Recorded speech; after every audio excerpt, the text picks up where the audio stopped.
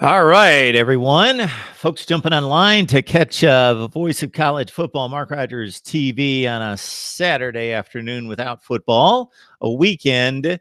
I'm going to call it a weekend without football, without competitive football. If you want to see guys in pads that don't want to tackle each other, certainly we've got the Pro Bowl coming up on a Sunday, and I believe there's an all-star game out there on television right now. But welcome to actual football talk about real pads popping football.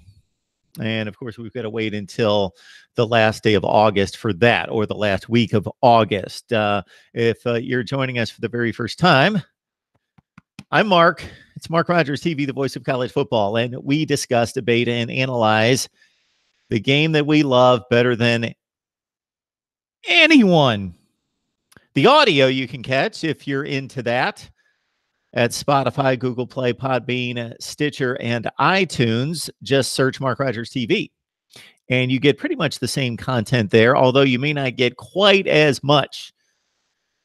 I don't know that those podcasting sites, those audio sites, are completely into posting as much content as I have available. I think it starts to be a law of diminishing returns if I'm posting audio podcasts like every 22 minutes.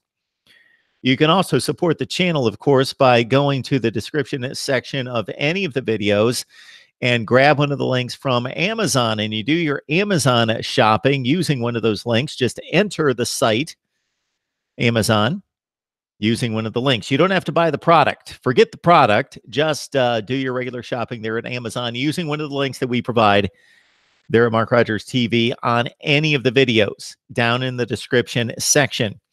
We've got a newsletter, The Voice of College Football. If you have yet to subscribe, I've got to admit, it has been all over the place. Delivery has been all over the place over the past month to 6 weeks. So during the course of the 15-week college football season, we were on the money, on the mark, delivering the newsletter each and every Monday, and that was following the weekend's games.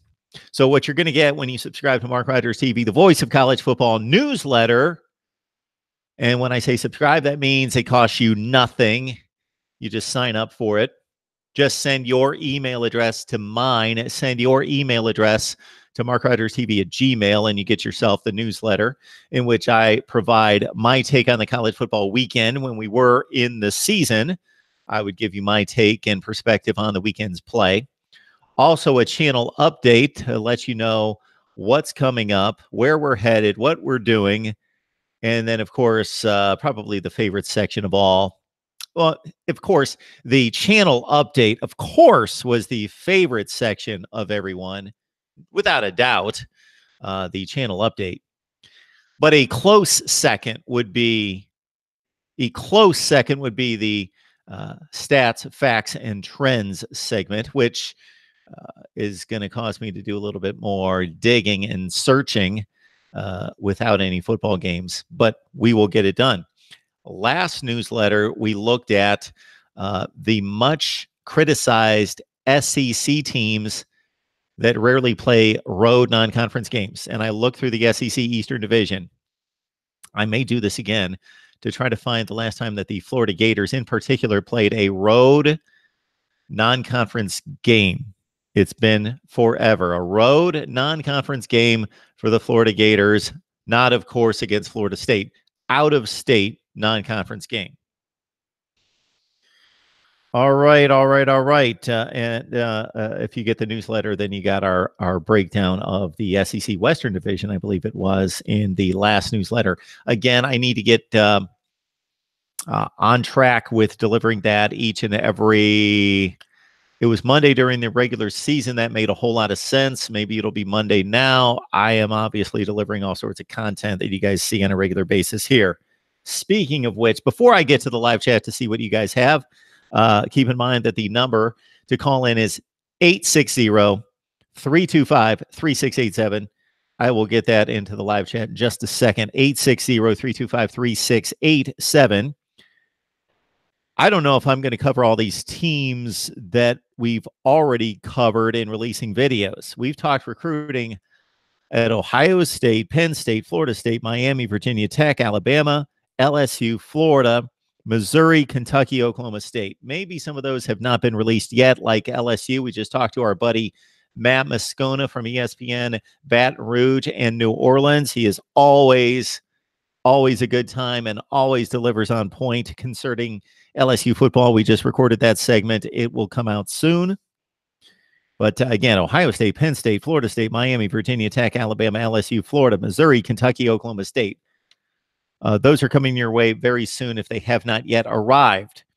We have on the way in the next couple of days, Auburn, Ole Miss, had I think it was actually 2 or 3 people comment to me in the last couple weeks that we had not been covering Auburn. And so I wanted to deliver that and actually reached out and found an Auburn radio guy. I believe he is. Auburn, Ole Miss, UCLA, and Pitt are coming up soon. The transfer portal, we're talking about that. We're discussing that from a number of angles with a number of guests. Coaching changes, coaching staffs in upheaval across the country. I want to deliver another response video to your comments. I delivered one a few weeks ago that ran for 41 minutes. The next one will not run for 41 minutes. I will not be responding to comments for 41 minutes. I actually responded to comments for probably 60 minutes, and I cut it down to 41 minutes. I will not do that. I will. I should respond to maybe 3 to 5 comments every week, and we will attempt to talk first. We will attempt to deliver that each and every week at the same time, as well as our conference rankings, which apparently you're not quite as excited about the conference rankings as I am, unless maybe you're waiting for the real information. Thus far, we have just messed around with Fantasyland. If you've caught any of these videos, we are matching up conferences. So we went through all the Pac-12 matchups, the Pac-12 against the SEC, the Big Ten, the ACC, and the Big 12, and who would win the 10-game series as I have seeded all the teams based on the standings and matched them up. And then I estimated who would win a 10-game series, 6-4, 5-5, 7-3, whatever it is. We've had no 10-0 series. Even Clemson getting knocked off once by Washington. And then I have invited you to join in the fun. That's just window dressing for what's coming. What's coming is an actual breakdown of the results on the field in 2018 among the Power 5 conferences. And then we will also put into context how those Power 5 conferences not just performed against each other, that's the nuts and bolts metrics, but how they performed against the FCS and the Group of 5. Of course, none of the Power 5 conferences is going to get much credit from me for defeating an FCS, but if they lose to an FCS, then they're going to take a hit. Against the Group of 5, obviously, there's about 10 to 15 teams in the Group of 5 that are better than the Power 5 at the bottom. There's an overlap there, and there are quality Group of 5 wins. And then there are ones that don't matter that you should have a walk in the park. And then there are obviously bad losses against the Group of 5. So conference rankings are coming up. What you have seen thus far is just a little window dressing, just to whet your appetite. Coaches rankings. I'm going to rate and rank the coaches across the nation as well. Actually, I had a conversation with Kevin McGuffey from Last Word on College Football about Mark Stoops being named College Football News #1 coach for 2018. We talked about that. Got a call coming in. Here we go. Mark Rogers TV, the voice of college football. Who's on the line? What's up, Mark? Close to Tigers, baby. Let's go. Woo! All right. Who'd they play today? How you doing today? Oh, I'm doing just fine. How are you? Man, and I'm missing college football right now. And I took a day off of work, one of my jobs, and I started playing NCAA 2014. I know you're not a big football fan, but you got some people online that still updates the old teams, like play with Trevor Lawrence and a couple other guys. Man, I was looking at South Carolina's schedule, Man, that thing is a beast. They got to play Alabama, Clemson, Texas A&M, Georgia, Florida. I'm like, Jesus Christ, I don't know where they're going to win the game at this year. I was like, gee, that's a tough schedule.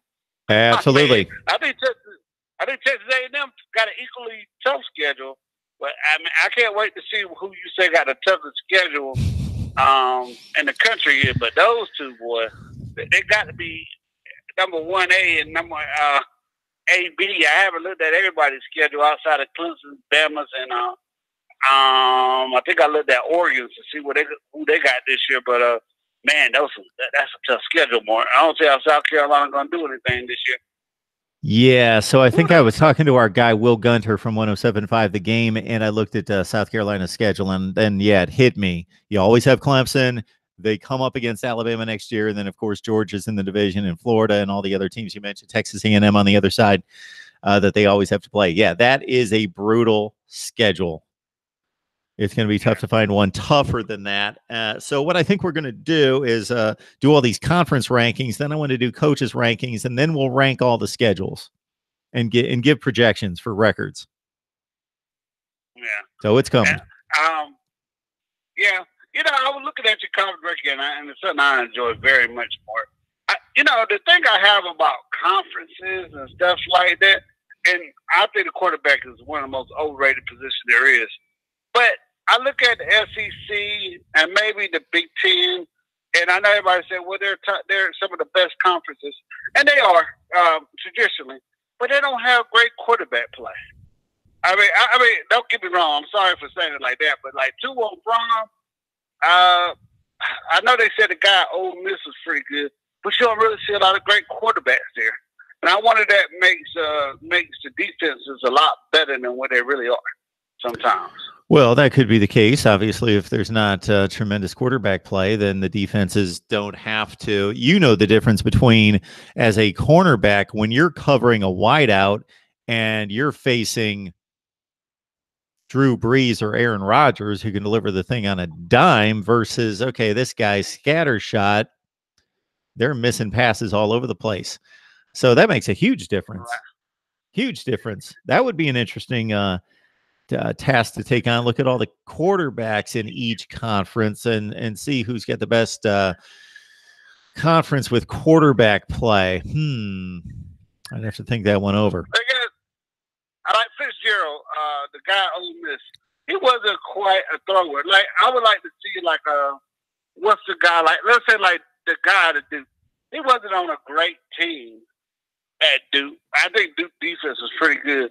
But I would have loved to see, like, him someplace like an SEC with, like, LSU's talent or the talent of that Ole Miss might have had around him, or just some other teams like that. But sometimes I think that we say these guys are great quarterbacks, and I mean, great teams are great defenses, and they're really not playing against any great defenses and stuff like that. I mean, the quarterbacks are not that good, and sometimes I make the defenses look better. Outside of Johnny Manziel, I say the last 10 years, I can't tell you a really great quarterback to come out of the SEC. And you might say that's probably around the country too, but but it's very hard and far between to find some of these great quarterbacks. Okay, so when you use the term great, DeAndre, that's when I say the word great, I'm talking about like a Hall of Fame player. Right. If you're just talking, are you talking about and then what's your rating system, or how are you evaluating based on how well they played in the NFL? So as soon as you say the SEC, I thought of a guy like Aaron Murray, who was a very, very, very good college quarterback. He didn't make it in the NFL. So if you grade him on an NFL career, he zero. He went to a camp. I think he got drafted by the Chiefs or the Bengals. Chiefs. And did not turn out to be an NFL. What's the guy at Alabama? He's still in the league. A.J. McCarron. Yeah, A.J. McCarron. But I get what you're saying, but I just think the quarterback play is kind of weak in the SEC, some parts of the Big Ten, and some parts of the Pac-10. I mean, I don't know. I just don't think Well, some of the offenses are as good as the people where, say they are. Then where is it good? For that. Who's got the best quarterback play then? If it's not in the SEC, the Big Ten, or the Pac-12? Well, I mean, you can make an artist for Finley, Williams, Lawrence. Fetch Wild got killed. I mean, he just absolutely got murdered. The offensive line couldn't block me right now. I like Fromm. Like I said, I think Fromm is a good quarterback. I mean, their offense don't let him throw the ball around like that. But I think Bentley's a good quarterback. I mean, but I don't. Locke had a good year, but like I said, some of the other teams, like I give you an example. Mississippi State had one of the best defenses in the country this year, right? Sure. Outside of Tua, what was another great quarterback that they faced? Did they play Missouri this year? I don't know that anybody's playing great quarterbacks on a regular basis. Right. I can agree with you on that one. So Mississippi State, the best quarterbacks that they played, I would rank them. Tua would be number 1 in the regular season. Then probably Tamu, Jarrett Stidham. Those would be the guys. Kellen Mond's okay. In terms of an NFL well, probably the second best NFL quarterback that they faced was Nathan Stanley from Iowa. He's a highly rated NFL prospect. So, yeah, but like I said, I just think like you said, you might be right. The quarterback play, because like I think you said at one time, you always see the same type of offenses and stuff like that. Everybody does the same type of offense. So you don't like that Big Ten quarterback play? You don't think the Big Ten had good quarterbacks? Oh no, outside of Haskins, just him. I don't. Just him. Shea Patterson, Trace McSorley, Nathan Stanley. Oh no, I definitely don't think neither one of them were any good. I don't think they were. I mean, maybe Patterson. I know he was highly rated coming out of Ole Miss, but I mean, I don't know. Jim Harbaugh's offense was suited for him, or are they catered it to him? But I don't think he was any good. The Purdue quarterback's pretty good, David Blau. I don't know. I ain't gonna lie. I ain't watched that many Purdue games outside when they beat Ohio State. That's probably the only one I watched. I bet on that game, and I was thinking Ohio State's gonna run away, but that little receiver that caught a lot of balls and just lit Ohio State up. Yeah, Rondell Moore. Michigan State was gonna be pretty good. I thought he was going to be good, but unfortunately, he didn't turn out to be that good. I like Michigan State football. But Chase McSorley, no, I don't think he's any good. So, But thanks for letting me call in. One more question. Yep. I keep hearing Ohio State defense is going to be really, really good this coming up here. They got a defensive end. I think he's number 2. He's the number 2. He wears number 2 on the Chase field. Young. Yeah. They compare him to Claiborne to Clowney. What you think about him? What do you think about Ohio State defense this year coming up? Well, they basically lose a cornerback, and they lose their best defensive lineman, who wasn't as good as Chase Young late in the season, Draymond Jones. And I'm not talking about Nick Bosa, because he only played through the TCU game. So he basically, their best defensive player didn't play last year. But their linebackers need to prove something to me. They haven't had great linebacker play or really good linebacker play for a long time. And that's what's really hurt them on defense. They've been churning out NFL defensive backs, NFL defensive linemen, but the linebacker core has not been good, but it should be better. The defense comes back, except for 2 guys in the secondary and Draymond Jones. It should be really good. Right. Okay. All right. All right, Mark. Okay, DeAndre. Great day, man. You too. Show. Have a great weekend. Thank you, man. Our man DeAndre, who's on a constant high because, and I'm looking for my phone cord, on a constant high because Clemson won the national championship. That's 2 in 3 years. Alabama and Clemson. Woo. Same record, same number of national championships over the past 4 years. I think it's 55-4, and it's 2 national championships. And 2-2 against each other. Here comes another call. Let's see what we got here. The call will start. All right. Mark Rogers TV, the voice of college football. Who's on the line? What's up, Mark? It's Big Poppy. Hey, Big Poppy. How are you? Good. How's your channel going? It's going good. It's going good. I'm actually looking forward to it because now after we have time to upload now, I'm getting ready to do some Alliance of American Football. I don't know if you like promotions, but I don't think you might care. But for those college football fans, the Alliance of American Football, it's a new football league. It's coming on in 2 weeks after the Super Bowl on CBS Saturday. I think it's February 8th. It's going to have all you guys' favorite college football stars that graduated and then didn't make it in the NFL. Like you had Trevor Knight, Denard Robinson. It's going to be guys like that. Aaron Murray. They're going to be playing in that league. So everybody can go check that out. It's a lot of Ohio State guys too, Mark. And yeah, but I'm trying to find. Oh yeah, here it goes. So I had 3 things I want to talk to you about. The first thing is I think that the Pac-12 is finally going to be able to get a team in the college football playoffs this coming season because Oregon. I think Oregon's going to win it because Oregon's recruiting class has been outstanding. I already know you probably know that, Mark, but this has been the best recruiting class maybe in the University of Oregon history. I believe they have the number 1 and number 2 guy by ESPN 300 and Thibodeau, I believe his name is, the defensive end. He has like the Davion Clowney comparisons and stuff like that, and they have a bunch of other good guys. But Washington, how do you think Jacob Eason is going to fare at Washington? Because I believe Jacob Eason is better than Jake Brown. So which team in the Pac-12 do you think is going to end up getting into the college football playoff?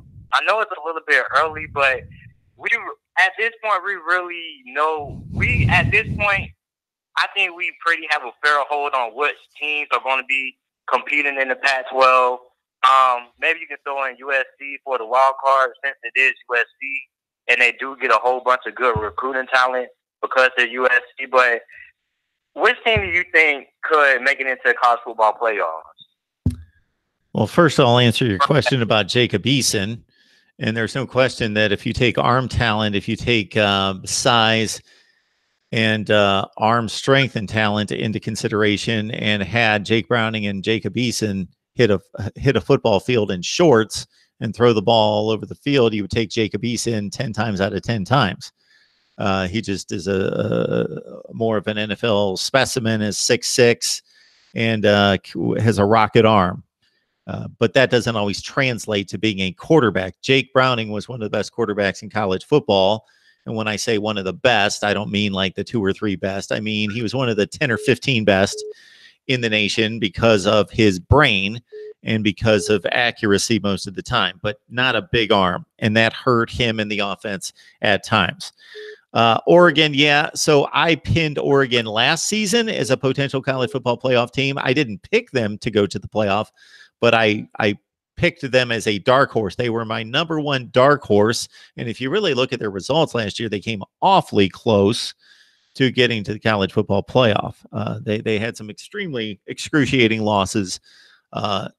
One in particular at home against Stanford when they gave the ball up when they didn't even need to run the ball, and then they lost that game in overtime. So I'm on board for Oregon right now because of 2 main reasons. Justin Herbert coming back at quarterback, and Jim Leavitt, one of the best defensive coordinators in the country on that side of the football, even though they lose some defensive playmakers that were really good last year, led by Troy Dye at linebacker. Mm-hmm.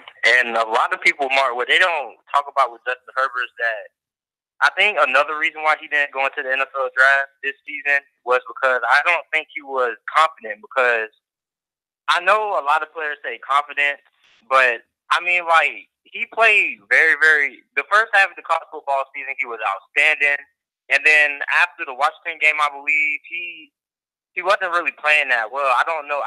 He was getting injured. It was I don't know what it was, but he just wasn't playing like how he was in the first half of the season. And I believe confidence is a very, very big thing. I mean, it's been a lot of quarterbacks that have poor, like, great first half of the season, and the second half of the season they kind of aren't playing that well, and then they go into the NFL, and then they don't really have that much success. And a good example of that is Blaine Gabbert. I don't think he had that good of a senior season, and his second half of his senior season at Missouri, I believe it was, he didn't really do that good. And I believe his confidence level wasn't really that high, and I think that kind of carried over until when he went into the NFL. But I agree with you. I believe Oregon, they should pretty much have the Pac-12 on lock. I believe Justin Herbert's going to do a lot better. The second thing I want to talk about, and then I got one more, is the transfer portal. So I like it, but the only thing I wish that it should change is that I think they should put an implication on how many times players are allowed to use the transfer portal. I think they should only limit it to, like, you can only use it once, because there's so many quarterbacks that are transferring and so many players that are transferring. I believe you should use it if you feel you have a better opportunity elsewhere, or you feel you're not getting the opportunity you deserve at your current team.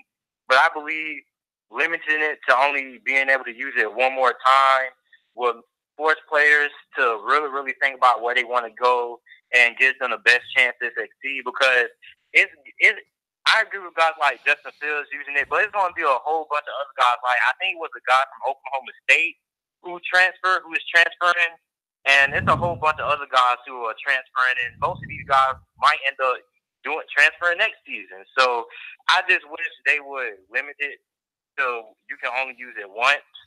And also I like it because it gives college football more, because after college football, it's really nothing else. Well, you got recruiting, but in between that time, there's nothing really going on after the national championship. But the hype for recruiting day, or national signing day, is what it's called. And I believe the transfer portal gives more excitement going into the college football offseason. That's what we got here. So, Big Poppy, there is one thing that I'm going to monitor today, because I get a ton of complaints from the live chat. I notice this every time. For as much as I love talking college football with you guys and getting you your opinion across, certainly at some point for many of you, we can give you your own YouTube channel. Anybody, it's open to anyone to start your own YouTube channel and get your voice out there. But I on a regular basis, I get complaints about letting these calls go on too long. So forget about my ideas and my thoughts about the transfer portal. I will recite that and talk about that a number of times. But we'll hear from you, Big Poppy, and then we'll let you go. So what's your third point? My third point was, I don't think UCF, the problem with non-Power 5 schools like UCF, why I feel they would never make it to a national championship or win one, because when you look at UCF's recruiting class from this whole entire year, the recruits that they have so far, on the offensive line, nobody's over 300 pounds. And I think size is a big, big reason why UCF would not be able to win a national championship. They might be able to get to one, but I don't think they'll be able to, just because they don't have enough size. And I think size is a big, important part of college football. It's not the determining factor, but if you watch the LSU game, a lot of plays were on the line of scrimmage because UCF just wasn't that strong or as big as LSU's offensive line and defensive line, and UCF's defensive line didn't really get that much push on LSU. And I think size is a big fault of why these group of 5 schools aren't really as good as they can be, because they don't have that size and they don't get the size that most of these Power 5 schools get in recruiting. So, Big Poppy, I completely agree with what you just said. I watched the LSU-UCF game every play. I agree with that, but I'm going to come up with a much more fundamental reason as to why UCF will never win a national championship. It's pretty simple. Nobody's going to let them. How are they going to win a national championship? If they go undefeated 2 years in a row and they don't get selected for the playoff, it is not virtually impossible. It is impossible for them, by definition, for them to win a national championship if they can't even make the playoff. Well, I believe if they schedule a lot better, I mean, they just need to go ahead and set the 2-1 for Florida. I don't know what Danny White is thinking, trying to make Florida come into UCF, trying to play. They want Florida to come to UCF and play them twice. I don't know what in his mind he's thinking, but I mean, maybe they go to Florida once, Florida comes to UCF once, and then let their third meeting be a neutral site game. But Florida traveling to UCF twice. I don't know what Danny White is thinking. I don't know who he thinks UCF is. UCF is coming up there, but he considers UCF to be a top 10 college football program, and I think he has to be a little bit crazy because it's a lot of schools that have sustained a longer amount of success than what UCF has. I mean, people forget that 3 years ago this UCF team went 0-12, so. I think what's that have to do with the teams that went undefeated? Because if they schedule better and just go ahead and accept the 2-1 with Florida, then when they beat Florida, I believe they will beat Florida if they get Mackenzie Milton ready. But even then, I feel they can beat Florida. I might sound crazy, but I think they had a time to beat Florida. You beat Florida. Florida is roughly going to be a top 15 team if we're thinking ahead in the future. So about 2020, Florida will most likely be a top 15 team.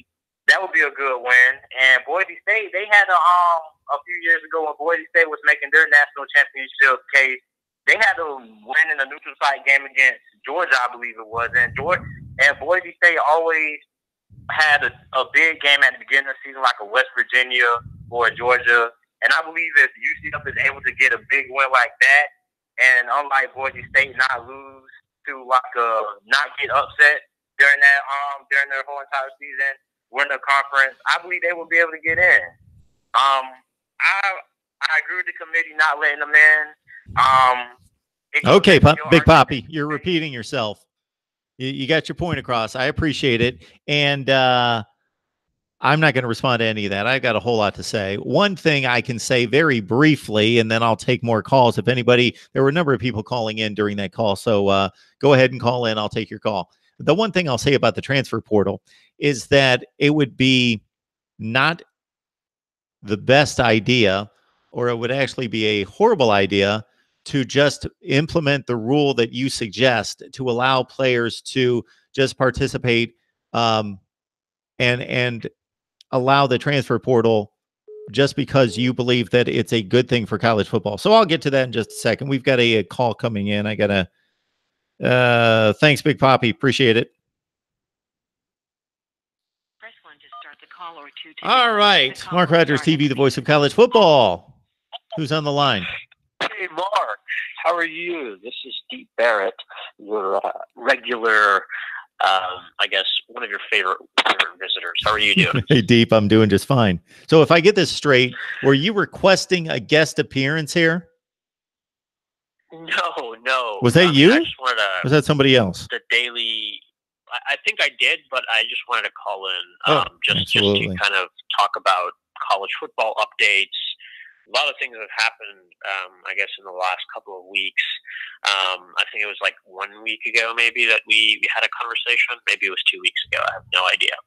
But yeah, how are you? And I just wanted to, I guess, talk about recruiting. And obviously, like you mentioned, the 8 months between the last game and the first game is basically the off season where a lot of things can happen, and that's kind of where a lot of the things you want to talk about or can talk about really do happen and shape out the season. So there was this, and I'm sure you already know the news, but there was this kid, right, who originally committed to USC, and he's the number 9 recruit in the entire country, number 1 athlete overall. His name is Brew McCoy. He committed to USC. And his entire intentions of committing to USC was because, I mean, obviously if you're a kid from Southern California, you're from that area, and you go to a direct feeder of USC, I mean, you naturally grow up wanting to play for the school that you grew up cheering for, and you're from that area. So he was almost like literally all set at USC. He even committed at the All-American game. And then all of a sudden, Cliff Kingsbury, like the big offensive coordinator that was brought on at USC to rebuild their program, goes join the Arizona Cardinals, and a whole bunch of explosive things happened in the USC program. all of a sudden USC doesn't have an offensive coordinator. Half of its staff was already fired, which they didn't rehire. Despite this kid's love for USC, I mean, Texas, and I'm proud of, I mean, obviously, you know, I'm a really big Texas fan. So Tom Herman recruited this kid really well, even though he realized he didn't really have a chance at this kid much. I mean, considering that, you know, Mater Dei High School is literally a direct feeder into. Yes, sir. So 2 weeks in, there you go. He decommits and he joins Texas. You know, like, you know, that just sends shockwaves across the entire NCAA community because, I mean, you know, it's never really happened. I mean, I don't know. I mean, you followed college football longer than me, but it's never really happened where a kid kind of commits to a school and then 2 weeks later, after he's enrolled, because he's an early enrollee, just transfers like over to Texas. So USC was nice about it. I mean, they allowed the kid to get a full waiver to transfer from there, and he just has to get NCAA eligibility to play next year. Otherwise, he'd have to sit out for 1 year. But yeah, I mean, that's a huge win for us in Texas. Now we have like that missing big jigsaw piece. Now that like LJ Humphrey's going to the NFL draft, and a lot of people now are very bullish on Texas. I mean, there already were, but I mean, I'm not saying one kid is going to change the whole process, but I mean, this is a huge win for us in recruiting. Absolutely. So I've heard about this kid for now going on, 2 to 3 years about how good he is. I've not seen him play. I don't watch high school football, but yeah, he's an exceptional player. I read a couple of weeks ago, I was running through to educate myself again and just catch up on all the rules concerning these transfers that seem to be lightening up as long as you're able to get one of the 5 or 6 stipulations to be agreed upon.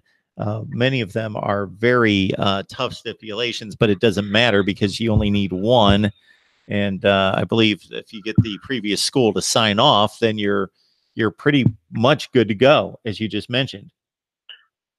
Yeah, and you know, I don't want to say, I mean, it worked out well for us, but I mean, you know, the kid basically committed before National Signing Day, right?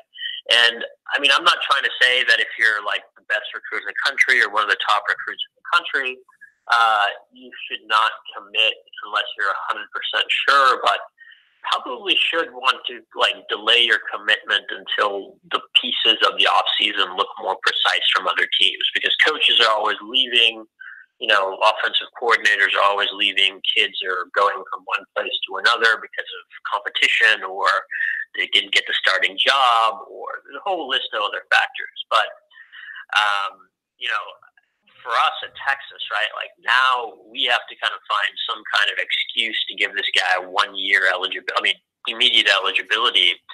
I don't know if the NCAA is going to give him a waiver. They haven't given Justin Fields a waiver yet, I don't believe. But I'm hoping they do. I think it would be the right thing, because this kid obviously really wants to play at Texas, and he originally committed to USC, but that was just within a week process or 2 week process that, you know, he decided to leave. And you know what happens on National Signing Day, you know, people see one kid, you know, really, really passionate about one school, but all of a sudden he flips to the other school, and that's just the final sentence and picture. So, yeah, I mean, it was a huge win for us. I think heading into the off season now, I mean, our depth chart at wide receiver is ridiculous. I mean, we have Colin Johnson. I don't know if you're familiar with any of these names, but obviously Colin Johnson is a big receiver projected to be the first round of the NFL draft.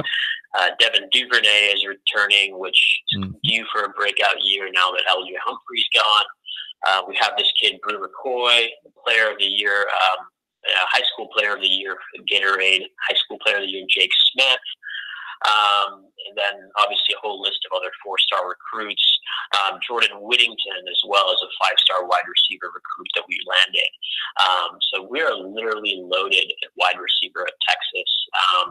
And then obviously, you know, the whole other list of freshmen and sophomores that didn't really get to play. You know, Woodard, Joshua Moore.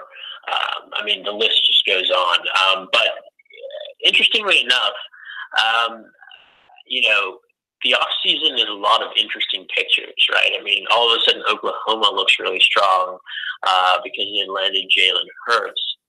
And, you know, just a whole list of other factors as well, with West Virginia getting Austin Kendall. But yeah, I mean, at least for us in Texas, I mean, it was not like a big celebration, like we won a big game or anything. But when you land a recruit, I don't know how people celebrate, or I don't know like what the reaction is. But I mean, for us, it was huge. Huge. Well, I would think so. If you watch the NFL draft coverage, you see these war rooms when they get the guy that they want, and they're all high-fiving and jumping around and having a big time. So it's the same deal. Yeah, and the funny part is we don't have to. I mean, obviously we don't pay these kids, you know, scholarship, but like, you know, I would expect, like, you know, what the reaction would have been when LeBron James announced that he was going to come to Cleveland, or when he's coming back to Cleveland. I mean, I imagine people going insane. I'm not saying it's on that level for us, but it really, really completes our wide receiver core. And it also basically sets us up for a top 3 recruiting class, which a lot of people, right, a lot of, you know, Aggie fans and Sooner fans are like bragging that they have the better recruiting class the entire year, and then all of a sudden we edge them because of this guy just making this last-minute ditched attempt, and it ended up working out. It's basically, you know, the end of the story. And so, yeah, I mean, I think that's great, and I don't really have any other kind of things. I just want to say I'm really happy about that. And then, obviously for you, what really happens now? I mean, the next 8 months or so, I mean, there's National Signing Day, and then, you know, if you have anything else on your schedule coming up, that's pretty big. In terms of what I'm going to produce? Yes, or just natural and important updates for any college football fan. Well, here you go. So I'm in the middle of working on conference rankings. I'm going to rank all the coaches. I am, of course, if you've noticed, been all over the recruiting cycle here, and have a number of other videos to release. So we'll probably cover at least 25 teams in recruiting. And I don't know that I'm going to find it necessary to wrap up National Signing Day, because most of it happened in December. But of course, then we've got spring practice. I would love to evaluate and preview as many positional units across the country as possible. I want to rank the top 10 players nationally at every position. I want to rate and rank the top 5 players at every position in every conference. I'm going to rank everybody's schedules 1 through 68. And then whatever news comes out. So I think all that's going to keep me busy. Are you going to do any team previews? Absolutely. We did those last year, and I started them too late. I got to everybody in the Power 5, but I will certainly do team previews. Yes. Yeah, and I'll certainly be on the lookout for Texas. But I also wanted to kind of hear and this is the last question I have, and then I'll let you get going with other people. What's your outlook on USC football? I mean, where do you think that they're going, and do you think they can really, I mean, what do they need to do to rebuild from here? USC football, let's start with Clay Helton, who I think has done up until last year a decent C+ to B- job, taking over at the conclusion of 2015. He coached the last few games, and at the Holiday Bowl, of course, he reached his pinnacle in 2016, winning the Rose Bowl. And even though they won 2017's Pac-12 championship, they showed to be outclassed by a wide margin against Ohio State and Notre Dame that season. And then USC should be in that group of programs that should never, I don't care what happens outside of half the team was lost in a bus crash, should never go 5-7. Where is that going to happen at Ohio State, Alabama, Clemson? Is that just doesn't happen. I know that it's happened at your beloved Texas, but 5-7. So where USC, where I think it's noticeable when they play really good teams, and they've even been protected the last couple of years from playing elite teams outside of the one Cotton Bowl game, and you could argue at Notre Dame. It did happen to Alabama. I don't know if it happened to Ohio State, but I do think that like certain programs are terribly managed, and that could result in devastation. For us at Texas, when we had 5-7 seasons, the entire, I won't say the state of Texas, but at least the entire Longhorn Nation community just went berserk. Like Charlie Strong was on the hot seat. We decided to be like, we were fair enough. Like we gave him 3 seasons, but I mean, you know, you don't perform at a program like Texas, you go 5-7. I mean, you're fired, and you hire the next guy. And, you know, you gotta make some tough decisions. But I do see Clay Helton on the hot seat. I don't think he's going to get fired until the start of the season. But if he starts losing games at the start of the season, and USC is looking like one of those teams that doesn't go to a bowl game, I mean, it's going to be rough to be a Trojan fan, man. And you said it yourself, like a program like USC should never, especially in the Pac-12 South, should never, and all due respect to the Pac-12 South, but you never, ever make an excuse to not go to a bowl game with the type of money, program, resources, talent that you bring in. And it's not like USC under-recruited the previous year. Yep. And to a degree, even this year, despite their struggles, like, you know, they got some really talented kids on there. It's actually quite a few 5-star recruits. But I guess obviously that hasn't translated into any results. And yeah, I mean, I think that loss to UCLA at the end of the year also hurt them really badly. So going into the offseason, man, I mean, I think that it's going to be interesting to follow the developments of Clay Helton. They still haven't hired an offensive coordinator, which is a huge, I guess, position to play in a team, and also, I mean, not formally on the field, but you know what I mean. And it's going to cause a lot of tension in the Trojan community unless they, I mean, it already has, but, you know, this particular piece of news is what concerns people the most. Yeah, if I was Lynn Swann, I would make my benchmark the Pac-12 South Division Championship. And that wouldn't be a hard and fast line, because I could certainly see a 7-5 USC team losing key games outside the conference and finishing 7-5, and they limp into the Pac-12 championship game, and then certainly they could get ravaged with injuries and finish 9-3 and get edged out for the Pac-12 championship. So that wouldn't be a hard and fast line, but that would generally be my thought. We have the best talent in this division, even though it's been depleted, and even though it's not substantially better than, let's say, Utah in particular. That we should win the division, and there needs to be a huge improvement over 5-7. The play along the offensive line has been very substandard over the last several years at USC. That hasn't been fixed in particular. That's been a joke. And with the dynamic type players that they had on offense the year before, when Darnold was at quarterback, Ronald Jones at running back, Stephen Carr at running back, Pittman and Tyler Vaughns, and I'm not thinking of the best one, Deontay. Oh boy, I'm losing his name. Amon-Ra St. Brown, or no, the season before. Anyway, I mean, I see what you're saying, and the thing is that they were horrible in the red zone. They had one of the worst red zone offenses in the country. They didn't score that many points for having NFL players at all 3 levels of the offense. So Clay Helton would be on a tight leash with me. Is that before the start of the season or after? Well, I'm not going to fire him before the season. If I would have done that, I would have already fired him. I'm not going to fire him before the season.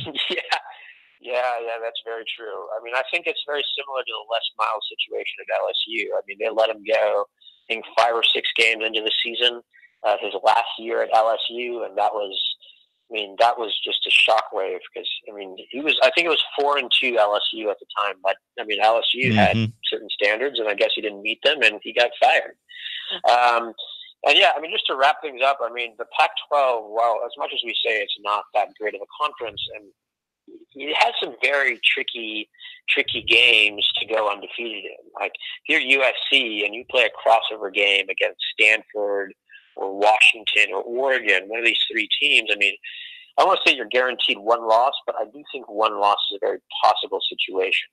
And I think we saw that with Washington State this year. I mean, I'm not saying Washington State was a playoff team because they're clearly not. But, I mean, they had a very challenging game at the Apple Cup against Washington. And if they had won that game, they had a very good chance to talk about getting into the college football playoff. But obviously that didn't work out. The snow kind of took over, and Washington was a better team in those conditions. So, well, Washington State also didn't play anybody outside the conference. They played absolutely no one outside the conference. So maybe had they played in Auburn like Washington did, then they would have had possibly no right to claim anything. Yeah, but they would have had to beat Auburn too. I don't think that a loss to Auburn would have helped their situation. Exactly. Yes, that's my point. That their record was puffed up by a bad non-conference schedule, just like Oregon's was. The Pac-12. The respect I have for the Pac-12 is that it's a deep conference. It's a deep conference of decent teams. But when we talk about USC, I'm not expecting USC to win a division title playing in the Big Ten East or the SEC West.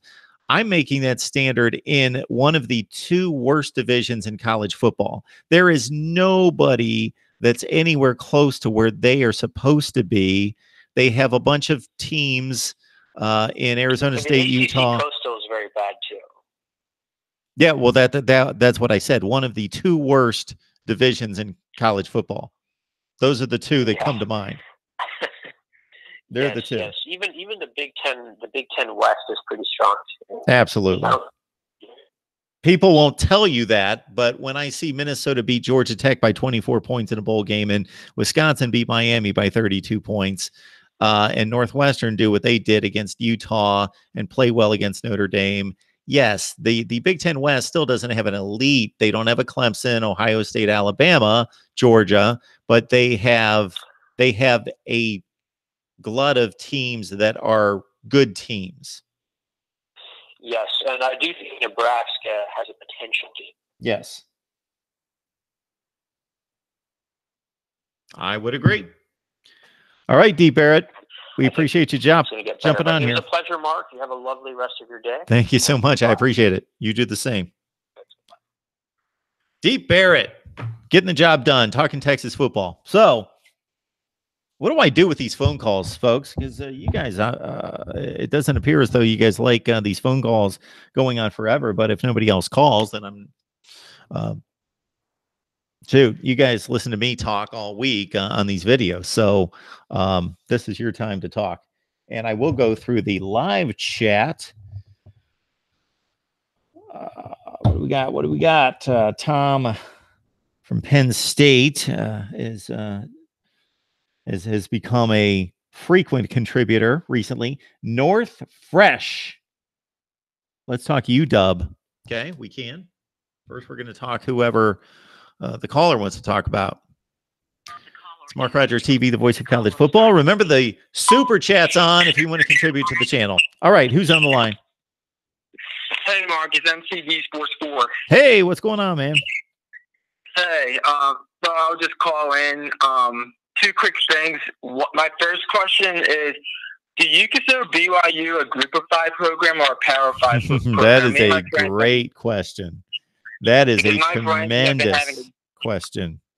Okay. Yeah, me and my friends have been debating it, so I was just wondering what your take is. So we've got this interesting group of teams that shouldn't exist because they should all be in conferences. But right now we've got this interesting group of teams that obviously are the independents and led by Notre Dame. Well, nobody, for even the detractors out there that can't stand Notre Dame and believe that they should be in a conference, and they should, there's no debate that they play a legit schedule. They play one of the toughest schedules in the country. Typically, They didn't this past year, but it wasn't their fault. Anyway, then you've got Liberty and UMass, and who else dove in there? New Mexico State, and these teams. Army's a good one. Army's kind of their own level there because they certainly play a tougher schedule than the three teams I just mentioned, but not much better.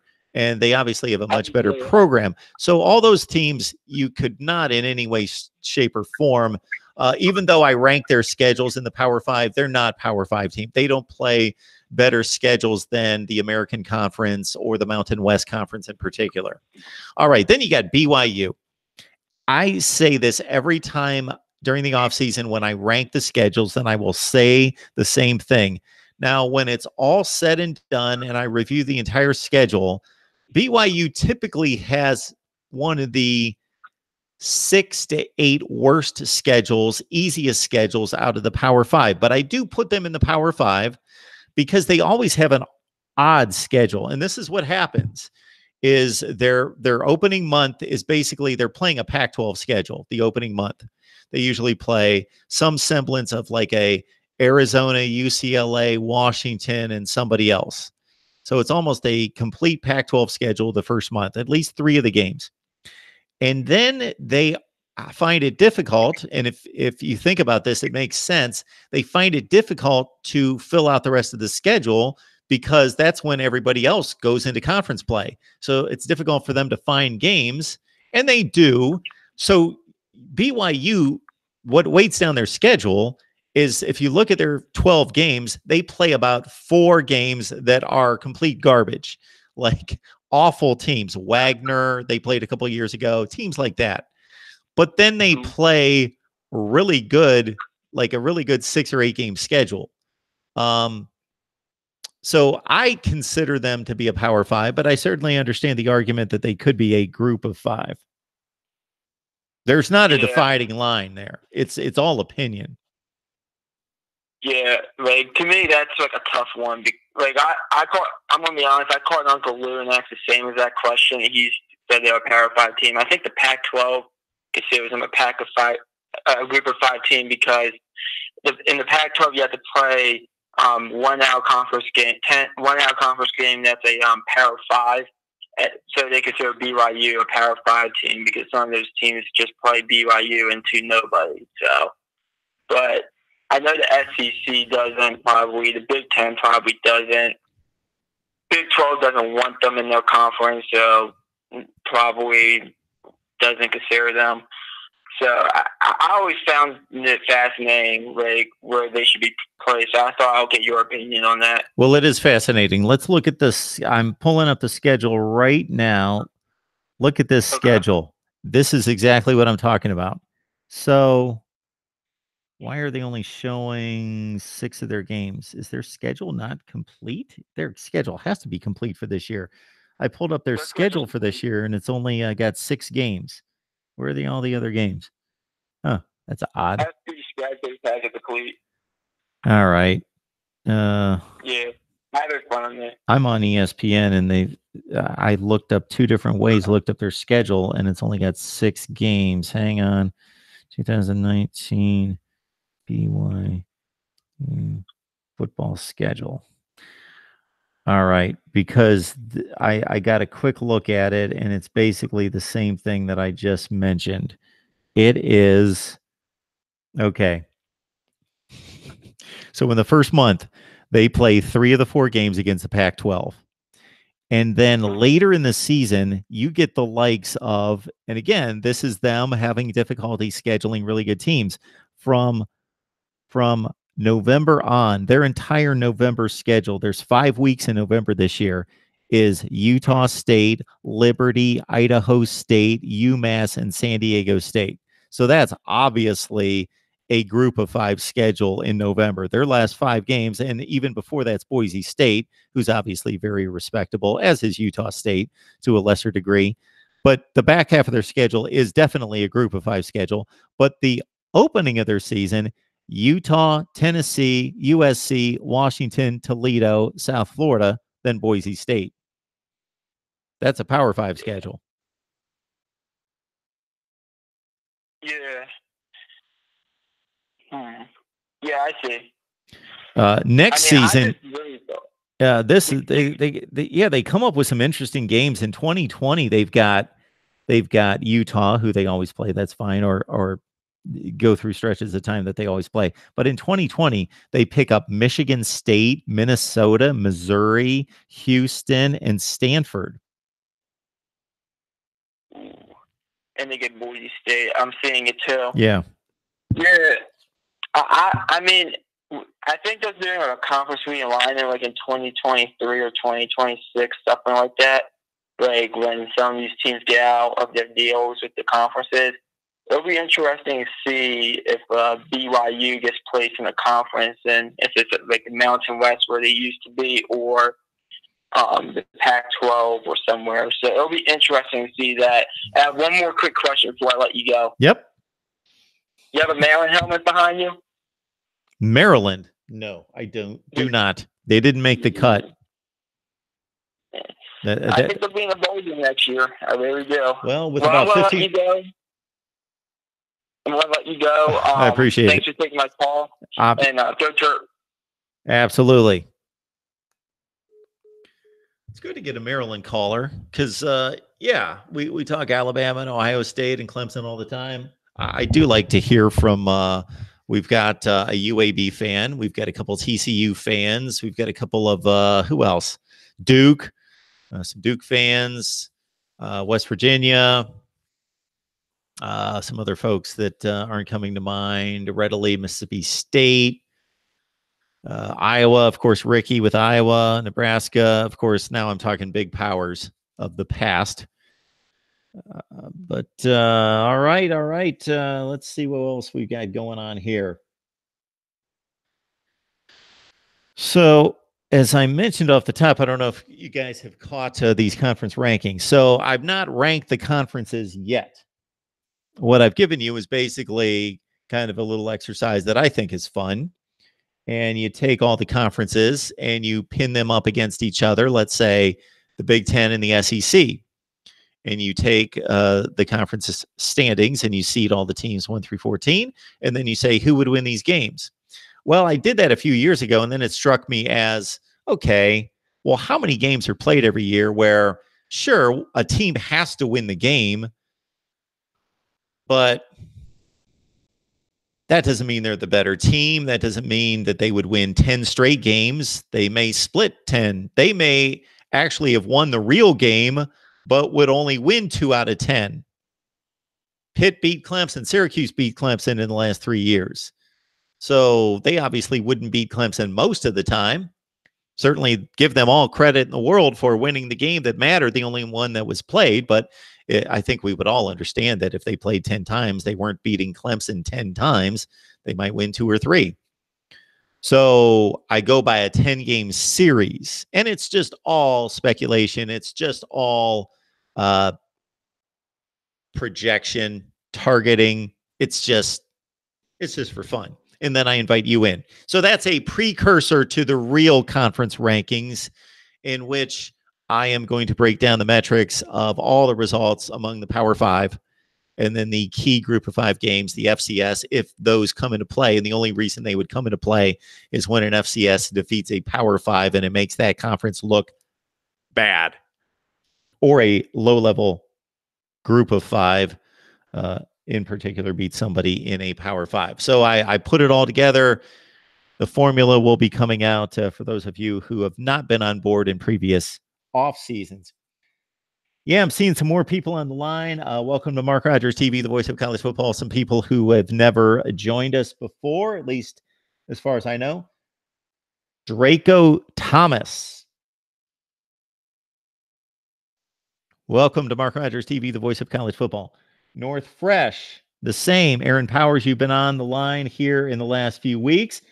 Melvin Sloan, welcome to Mark Rogers TV, the voice of college football. You have arrived at the place where we provide and deliver the best discussion, debate, and analysis of college football, not just from myself, but the best bloggers, broadcasters, and writers in the nation, and the self-proclaimed best live chat in college football during our live streams. And we've got a super chat on the way. You see it right here. So the super chat, if you would like to chip in. If you have any questions about what we're doing here and what the ultimate goal is, it's to provide the best in analysis and discussion and debate. We already believe we do that, but we want to expand on that. That doesn't mean we're the very best and there's nobody else that can compare, anything like that. That's not what I'm saying. We do it as well and as analytically as anybody else does, certainly. For the hardcore fan, for the smart fan, that would be you. We got Ben Maceo on the line. I've not seen that handle before, so welcome to Mark Rogers TV, the voice of college football. Also, college football Superman. Well, it only makes sense that college football Superman would be here with us. So, college football Superman, it's great to see you. Maybe we'll be joined by Aquaman, Batman, and the others. Wonder Woman, that could be. Anybody else? Yes, Kane Nation is showing up. Apparently. Hound Dog on the line. Good to see you. Aaron Powers, I said, and I'm sure I missed a whole bunch. The super chat's on if you want to contribute to Mark Rogers TV. If you want to find out what we're all about to a certain extent, it's a very lengthy little family chat, little community chat I had with my folks about 2 weeks ago, where we sat down and I talked about my vision. We talked about what I could do going forward to help the channel. People made suggestions. I certainly described and explained my background in television and in the industry as a whole, and we had a good time.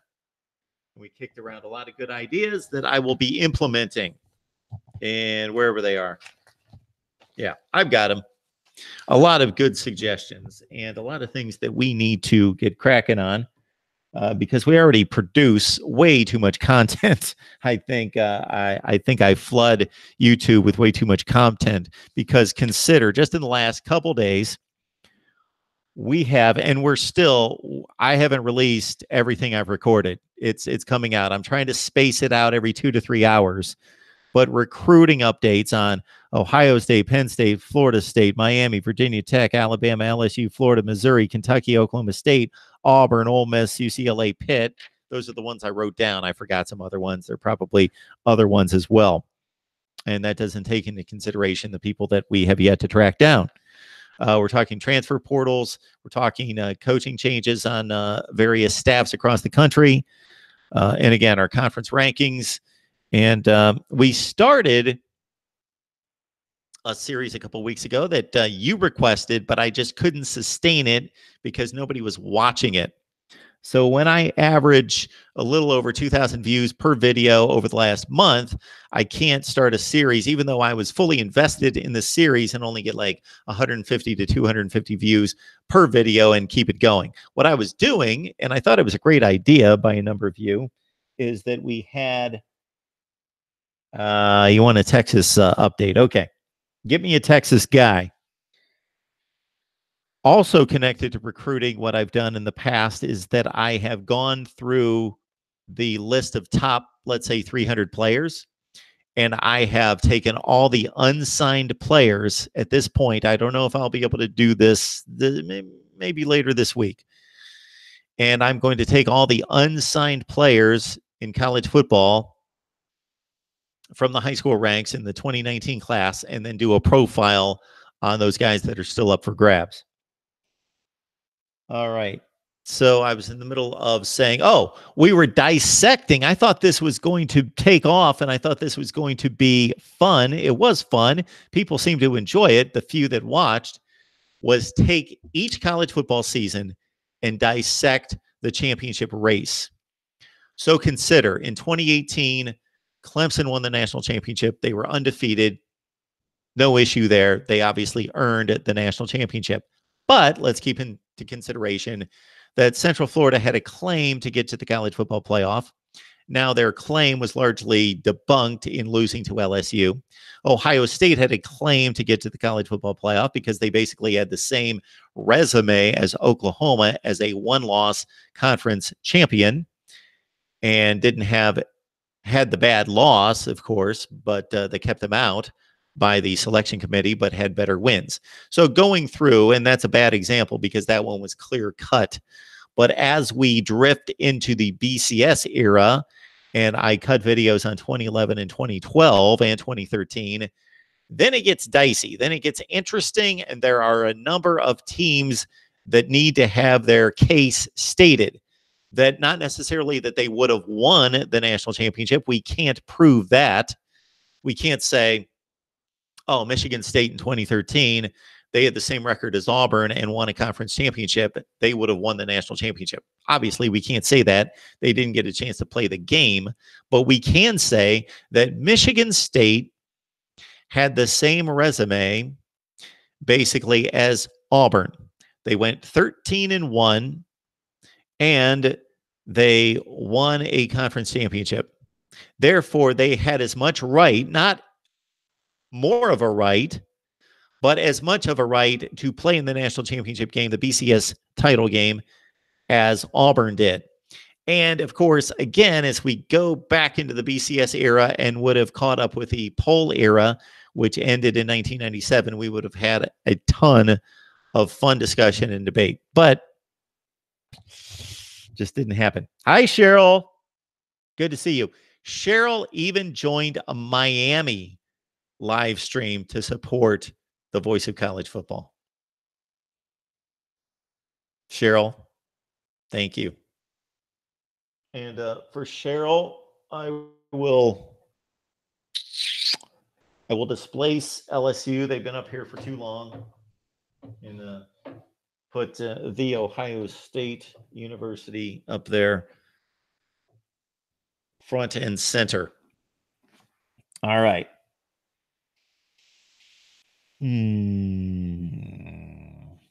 Aaron says, no way Ohio State doesn't get in next year.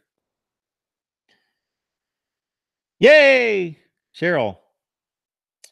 Cole Kane's on the line. Sean Hazelwood on the line. Jalen Phillips is in Coral Gables. Yes, we talked about that. So, Miami fans,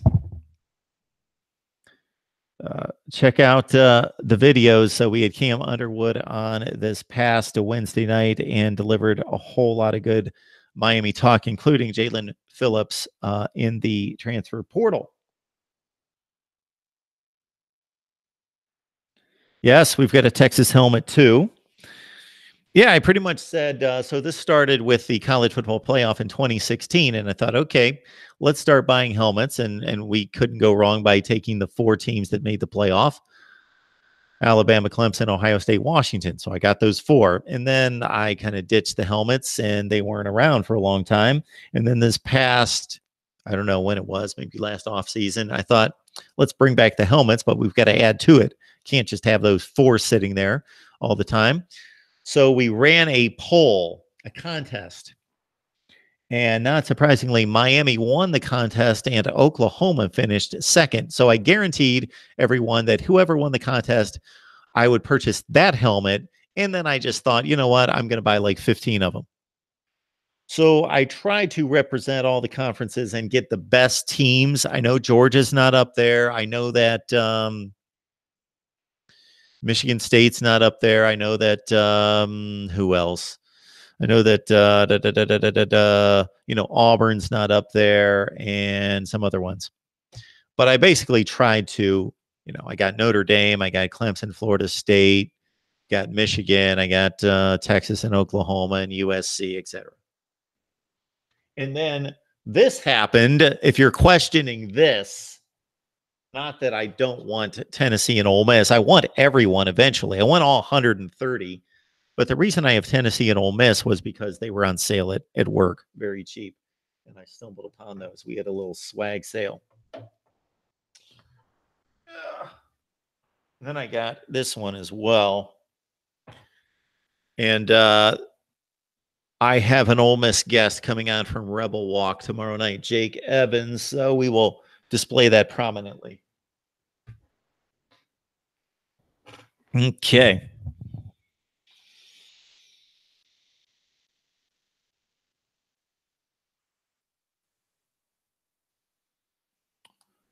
All right. Anything else? Yes, We're ranking the conferences, coaches, and then we're going to go through the positions across the country, top 10 nationally, top 5 in the conferences, and obviously keep up with all the news as best we can. If there is anyone out there that you would like to see as a guest here at Mark Rogers TV, so if you love, let's say, Ohio State or Michigan or Miami or some of the other schools that we feature more on a regular basis, it's because I have really good guests that want to be on every week. So since I've got good Ohio State guests, then we talk Ohio State football because they come on every week. Miami, the same thing, and a few other schools like that. I can always get UCLA talk because I've got Mike Regalado from Gojo Bruin and I've got Tony Siracusa from Last Word on College Football. There are certain schools where I've got a strong tie and connection with a guest. Now, can I talk UCLA? Sure, I can. I started this channel and I didn't have any guests for, I don't know, like 3 years. And nobody seemed to complain. I covered everyone. Did I have to do a little bit more work? Yeah, I did. Where will Josh Jackson from Virginia Tech go? Asked by College Football Superman.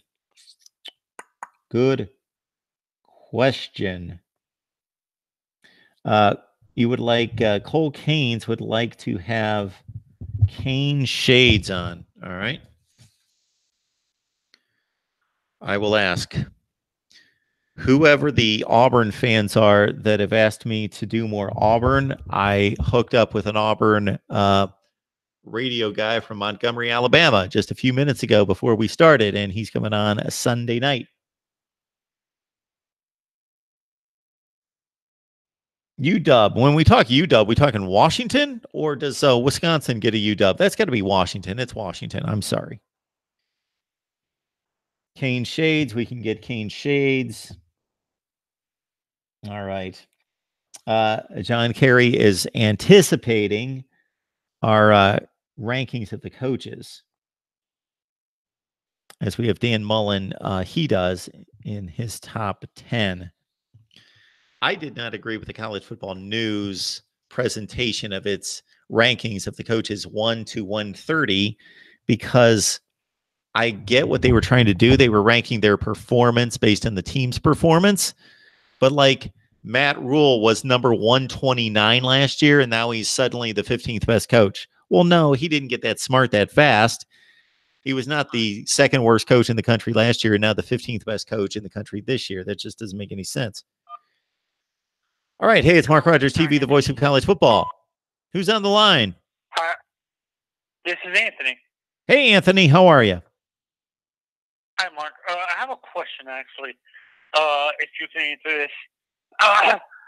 Do you know if Miami, then in the next few years, has any home-at-home series with any of the big Power 5 conferences, like the Big 12, like with Oklahoma, Texas, Alabama? Okay, they play a single game against Alabama. I don't believe they play a home and home. We'll look at it here in just a second. But honestly, they've got Michigan State coming up, I know. Yes, sir. Yeah, the reason why I asked that is because I want, as a Hurricanes fan, I want us to play the Big 12. I want to redo a game with Oklahoma. That would be an interesting game, to be honest. Oklahoma, and then Ohio State to get revenge for that screwed up phantom pass interference call during the 20 was that 2001 or 2003? It was the 2002 season. It was January of 2003, and just to let you know, Anthony, Ohio State and Miami have played twice since then, so they've already played twice since that game. How about Michigan? Did we ever play any national championships against Michigan? I can't remember. No. So in 2010, Ohio State beat Miami in Columbus 36-24. And this is how insane I am with remembering scores. But anyway, and the next year, Miami won at home against Ohio State 24-6. So they have played twice. The last time they played Michigan was way back in 1988 with Jimmy Johnson as coach. And they trailed late, and they put on a mad rally, and they beat Michigan, I believe, 31-30 in the Big House. We should try to get Nebraska as one of our home-at-home, or like I said, Texas or Oklahoma or USC or some. Okay. So keep in mind that Miami just played Nebraska. I think those years were like 2014 and 15, and they split those games. They lost at Nebraska. They lost at Nebraska. They won in Miami. So let's see what they've got. This is what they've got. So you know that you play Florida this year. Yeah. Is that going to be a home-at-home with Florida? It's in Orlando. No. One? It's just one game. Okay. So they're not doing any home-at-homes with any SEC teams? Here you go. Here's what we've got. In 2020, Temple, UAB, and at Michigan State. In 2021, you play Alabama in Atlanta. You play Appalachian State and Michigan State. So that's a tough non-conference schedule with Alabama and Michigan State. Okay. In 2022, there's only one game scheduled thus far, so you still have to fill out 3 spots. But that one's at Texas A&M. Then you've got Texas A&M the next year in Miami in 2023 and against Temple on the road. And then the rest of your non-conference games that are already scheduled are just a bunch of games against Notre Dame, which, of course, has the contract tie-in with the ACC. Honestly, and I would like to play West Virginia again. That would be interesting because we used to, our rivals in the Sure. Big East. Yeah, them and maybe Texas Tech. No, not Texas Tech. Arizona. Maybe West Coast teams would be cool too, like Oregon, Colorado. How about USC? California teams. USC in Miami. No, I thought what you said we played USC already. No. We played USC. Okay, yeah, USC. Ohio UCLA. State. Okay, yeah. And do you realistically think that Larinaga is going to retire after this year? And when you look at the coaches, coaches coming up, I want Dan Dockage as a replacement for Larinaga when he retires, because Dan Dockage, did he win a national championship or did he go to the national championship? I can't remember. Are you talking about with Indiana? Yeah. He won a national championship as a assistant coach. But not as a head coach. No. Yeah. He's a heck of a game analyst. Yeah, him or maybe Bobby Knight. Do you think Bobby Knight would ever come back to coaching? Oh, my goodness. You want Bobby Knight to coach your program? The man's got to be like 72 years old. Or is there any good young up-and-coming coach behind like Krzyzewski, Self, or Calipari that you think would be good, or few? I'm just kind of fascinated because nobody in the live chat has called me for talking about college basketball here. We don't talk about college basketball here. This is strictly a college football channel, and I haven't watched. I didn't know. Oh, that's fine. That's fine. I was just playing along. I used to watch a lot of college basketball, but I bet I have not watched a college basketball game start to finish in like 12 or 13 years. Are you a big college baseball fan, or you don't really watch the? So I did not grow up. The College World Series. So I did not grow up following college baseball. Then I got my first sportscasting job in Mississippi, and so there was a lot of college baseball down there in covering Ole Miss, Mississippi State, the Alabama, the rest of the SEC, and so I really got into college baseball then. But I can't say that I follow it now. No. Oh, okay. What is it? realistically, who do you think would be the best fit of the quarterbacks Miami has? With Darren Williams, N'Kosi Perry, Tate Martell, and maybe that Peyton Matacho kid who's might commit with us. Who do you think would fit best? Is Enos' offense a pro-style offense, like a pro-style, like standard pro-style offense where it's one back or anything like that, or is he a spread pro style offense? Well, it definitely was pro-style offense when he was at Arkansas, but much of that was dictated and influenced by Brett Bielema, who wants to run a fullback and run two backs and a lot of play action with a pocket passer. So I don't think Dan Enos is necessarily tied to that scheme. Nobody really runs a true traditional pro-style offense anymore. But you're asking me to evaluate the quarterbacks? Yeah, no, because the reason why I was asking that is because depending on what type of offense he runs, I'm not sure which of those if those quarterbacks are pro-style quarterbacks, like Williams or Perry. I know Tate Martell is a dual threat, but I'm not sure about Perry and Williams.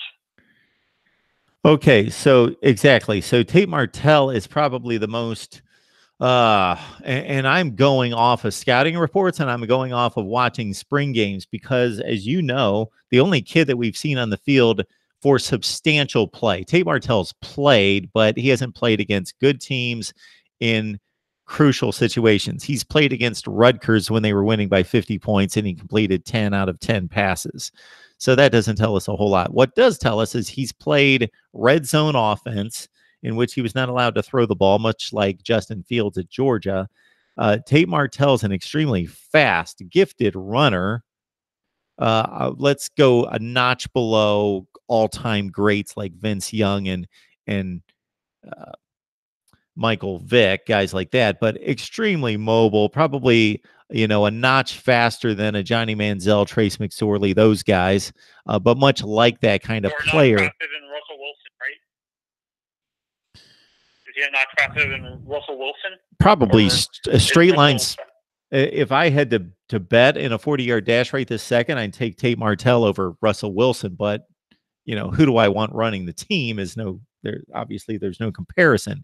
But so I've got an idea of what Tate Martell can do because I've watched him play in the spring, and we've seen N'Kosi Perry obviously play in meaningful minutes. And we've seen that for as much as Malik Rozier caused all of us to cringe most of the time, N'Kosi Perry didn't play. He played better. I don't think there's any question that he played better, but not significantly better. He still barely completed over 50% of his passes with a really talented wide receiver group. The offensive line's not good. So N'Kosi Perry, yes. Blame that on I can blame that on the development because honestly, John Rick doesn't know how to develop quarterbacks. He was only hired because of Mark Richt. His dad, he only got the job because of his dad, honestly, and I don't think he was he didn't know how to develop quarterbacks, to be honest. So Anthony, I'm sorry, I'm curious as to how long you've been watching us. How long have you been watching my channel? I'm just curious. 6 months. Oh, really? Okay. I was just going to mention that we talk Miami football almost just about every week, if not more than once a week. And yeah, we have certainly covered the Mark Richt tenure and the downfall of him appointing his son as the quarterback's coach. Yeah, that's what I'm saying. Like, so you can't really blame these kids for not playing correctly because Rick didn't know how to develop the quarterbacks. So once Enos gets into his hands on those quarterbacks, he can develop them really well because he was able to develop Tua and Jalen Hurts. So you could see his success, and Tua's going to be a first-round pick next year. apparently, when he gets out. Is he a junior this year, Tuba? Or is he a sophomore? Sophomore. He just finished his sophomore season. He's going to be a junior. Okay, so he's going to be. So when he gets into the draft, when the draft is coming up next year, he's going to be a junior. Correct? Would be true junior. Yep. Correct? Yes. Yeah, so he has success developing championship level quarterbacks. So I can trust Enos because of his track record with quarterbacks, championship level quarterbacks and stuff like that. So and I blame the development, the non-success of these quarterbacks on Rick, not Mark specifically, but his son John. To be honest, because John didn't know how to develop these. I think that they're dual threat quarterbacks, both Nkosi and Jaron. So he didn't know how to develop those type of dual threat quarterbacks because his dad's offense was more catered to a pro style passer. To be honest, don't you agree? Absolutely. There's no question about that. Mark Richt could have run a really good football program at Miami, but he let either blind loyalty or his stubbornness get in the way. I still think he could have been a successful coach there. I don't know to what degree, maybe not win a national championship, but he showed it, Georgia, that he can connect with. And was that his downfall at Georgia as well, not wanting to adapt as well, like adapt his offense to the changing times, like because he out of all most of the head coaches now are running spread offenses. Sure. Spread offenses, except of course of Stanford is the exception to the rule, who's successful with that type of thing. And does it depend on what conference you play on how successful that type of offense is as well? Well, you can go with two. You can go with two schools of thought here. You can go with, okay, we play in, let's say, the Big 12, which is obviously a spread passing league with 4 and 5 wide receiver sets on every play, and always in the spread formation and throwing 50 passes a game.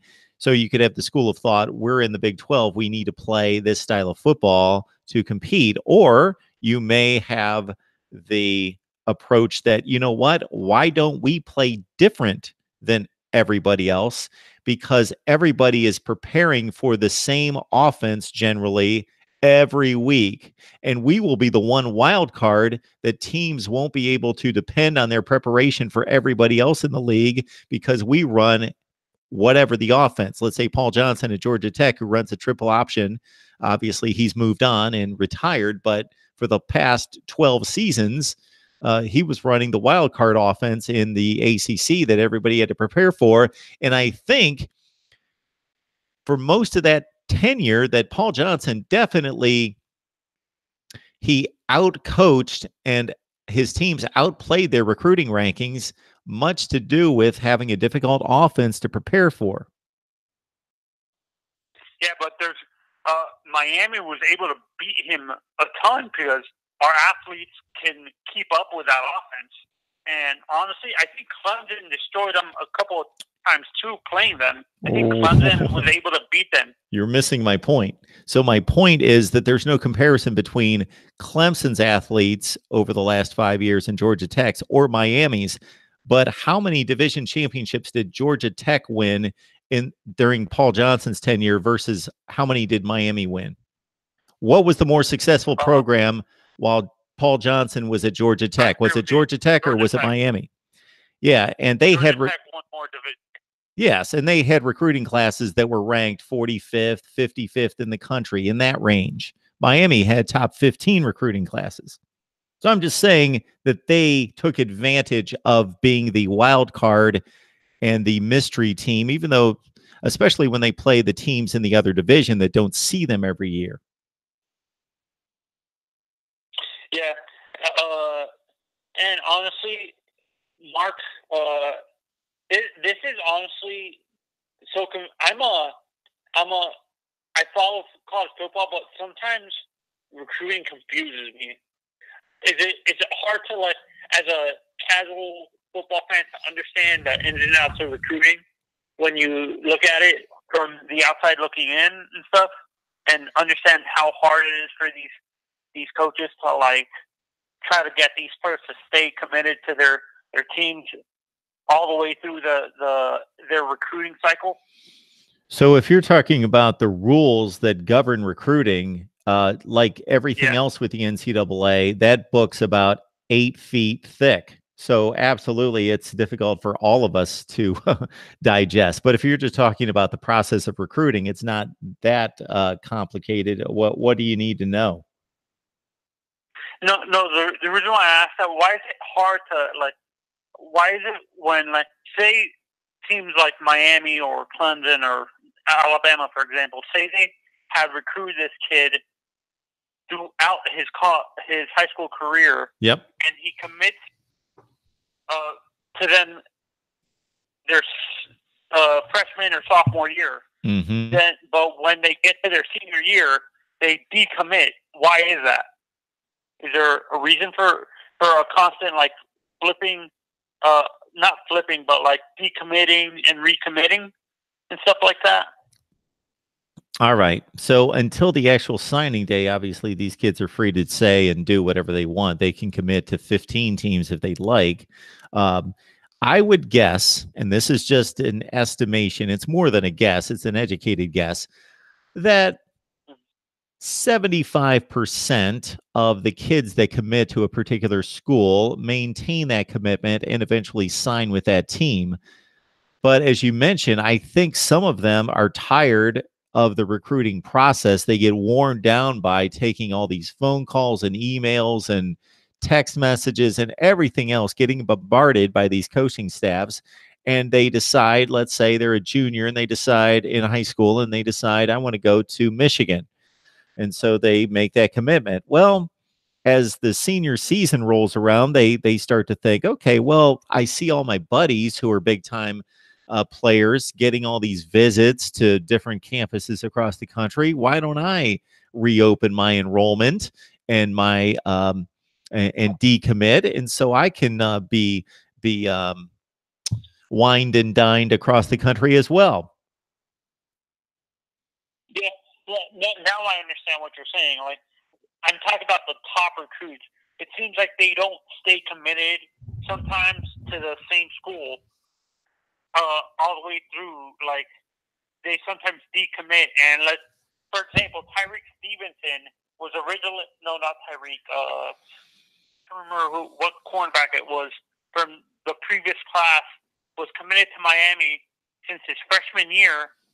Then, of course, he decommits and commits to Alabama, and we lose him because he knows how Nick Saban develops these defensive backs and stuff like that. So that's what I'm saying. Like, thank God for the early signing period. That helps teams like Miami not lose, like, big time recruits that they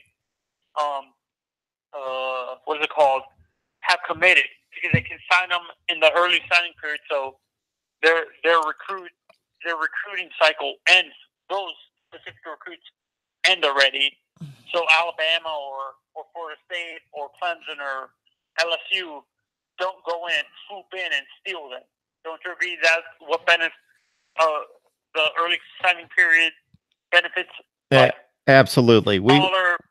We have produced all sorts of videos on the signing period, and now with the early signing period in December and how that's affected college football. Anthony, I appreciate the call. I think we're losing some folks. So have a good weekend. Thank you so much for the call. I appreciate it. All right. The one thing I did see on the live chat that, yeah, Cole Canes, you caught me, is that people were talking about James Franklin. I don't want to oversell the disappointing season that Penn State had. Sure, they went 9-3 and then 9-4 with a bowl loss, a bit of an upset against Kentucky. And yes, it was less of a season that I anticipated Penn State to have. but they still finished in the top 25. They went 9-4. They weren't the favorite to win the division. Will they be back? And anytime somebody asks me, and I've seen this listed a few times in the chat, is so-and-so going to be back? Is Texas back? I always ask them, what does back mean? So if back is seriously contending for the Eastern Division Championship, I would say yes. I think the division is more wide open without Urban Meyer until Ryan Day shows us that he can maintain that type of excellence. Now, Ohio State definitely has a jump start and a lead on everybody else because they have the best roster. And Urban Meyer will not allow, as long as he has involvement with the football program, those inroads that he's created and forged across the country to go easily by the wayside. So Ohio State, for right now, is still the dominant program in the Big Ten Eastern Division. But as we knew when James Franklin turned around Penn State initially, and when Michigan got some new life with Jim Harbaugh, we knew that it would be a bit of an arms race in that division.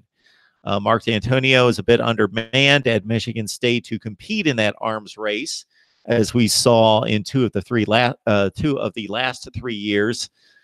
And even the year they had a good season in 2017 and going 10-3, Michigan State was obliterated by Ohio State that season. I think that James Franklin definitely has an opportunity to turn the division. And certainly Jim Harbaugh does. And right now, Michigan has the best recruiting class in the division, number 4 in the nation by most accounts. Keep in mind that the raw number of signed players has much to do with that ranking, that Ohio State actually has the best player rating per player, but they just have a small class. So Ohio State losing its title as the best recruiting class champion, the recruited class champion that they have owned ever since I know ESPN opened its service in 2007. And then before that, you had Rivals, Scout, and 24/7 with ranking recruits and recruiting classes back to the early 2000s, that Ohio State's had the best class in the Big Ten, again, for 12 consecutive years at least.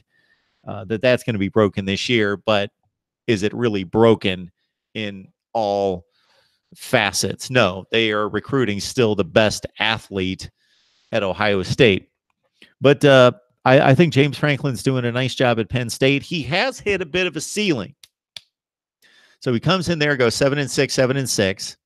And then that rough start against with the losses to Michigan, 49-10, and Pitt in 2016, had him a bit on the hot seat, thinking, okay, their tougher games are coming down the stretch. They're only 3-2 after 2 7-6 seasons. James Franklin might be in trouble. Turned it around, won the Big Ten championship, went to the Rose Bowl. And then it's like, wow, Penn State's off and running. Well, the recruiting did take off, but they had a nice season the year after with Saquon Barkley leading the way. Dynamic on offense with Trace McSorley and the receiver core that they had with Deshaun Hamilton and company. They went, 10-3, finished in the top 10. Couldn't get past Ohio State. And yes, not just record-wise, but in watching Penn State football play week to week, as I did most of their games, they did definitely take a step back. The offense lost Joe Moorhead, who obviously went to Mississippi State, and that took its toll. So now James Franklin needs to revitalize the offense, and we shall see out of Penn State. But Penn State and Michigan have a clear shot at Ohio State. It should be a heck of a race for the next few years. Michigan State is going to have trouble staying with everyone else. All right. I will remind everyone that you can contribute to Mark Rogers TV basically 3 ways. One would be using the Amazon links in the description sections in the videos. Just click on the links, do your normal Amazon shopping just using those links. You don't have to buy the product, just use the links, and you help out Mark Rogers TV. We have a live chat going here obviously, but a super chat. That's the name, super chat. So you can donate to Mark Rogers TV, the voice of college football, as well, if you enjoy the content that we deliver on a daily basis, and as well just by liking. I don't know how many likes we've got on this thing right now, but I'm going to guess once I shut this down that probably a couple hundred people have been through. And I would hope that most of you, even if you don't agree with everything that I have to say, enjoy the content, or you wouldn't watch. And I got to thank everyone that's on the live chat right now, and people that are going to be watching later, that you've helped us improve tremendously in our subscriber totals and view totals in recent months. So thank you so much for that. We were adding about 250 to 300 subs per month, and over the past couple months, it's been over 1,000 subs per month. The views have ranged from 60 to 80,000 per month. Going back a few months, now we're up to about 260,000 views per month. So again, that's not me. That's you. Thank you so much. If you have any suggestions, recommendations on anything we can do here at the channel, or again, suggestions on content, as I take my last call, I was almost off the air. All right, I'll take one more call. Here we go. It's Mark Rogers TV, the voice of college football. Who's on the line? Yeah, who's on the line? Mark, it's Reggie. Hey, Reggie, how are you? Hey, I'm doing all right, Mark. How about you? I'm good. What's going on this fine weekend? I got a couple questions for you regarding Ohio State. Sure. How likely is it that Fields gets his eligibility granted for this year? That's a great question. That's the $64,000 question. I'm going to say that it's not extremely like high as a lock, but it's higher than 50-50 based on the criteria I've seen that I don't have in front of me right now, but I did definitely look through the criteria at the time that all these guys were jumping around and signing up for the transfer portal, and it seemed as though he should be able to meet one of those stipulations. And how if he, so let's say he doesn't end up being eligible for this year. Oh boy, how big of a game difference does he make? Like, oh my goodness, what's the swing on him? It's huge because Tate Martell's not there, and I think. Right, so if both let's say Martell would have stayed. If both quarterbacks are reaching their potential, there's still a gap between Fields and Martell, but at least you've got a guy that was still a stud coming out of high school and has played a little bit, at least been on the field and knows what it's like to take a snap, in Ohio Stadium. Versus now, what do we got? We got Matthew Baldwin for one, the kid out of Texas who was like a nice prospect. I guess he can really sling it around. I remember when Urban Meyer actually addressed his recruitment, he said that they were preparing for the Penn State game, the one that they won 39-38, and it was a crucial time in their preparation for the game. And I think it was Ryan Day that broke into a meeting room and pulled Urban Meyer out and said, "You got to see this kid." And Urban Meyer's like, "I'm getting ready for Penn State." And he's like, "No. I want you to watch this kid," and was really impressed with his passing skills.